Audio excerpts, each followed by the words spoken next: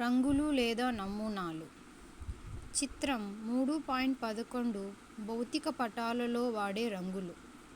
నీలం జలభాగాలు, నదులు, సముద్రాలు, మహాసముద్రాలు మొదలగునవి గుర్తించుటకు నీలం రంగును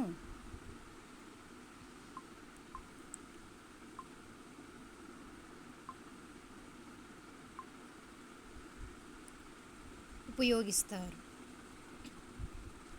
ఆకుపచ్చ మైదానాలు, పల్లపు భూములు. పసుపు పీఠభూములు. గోధుమ పర్వతాలు.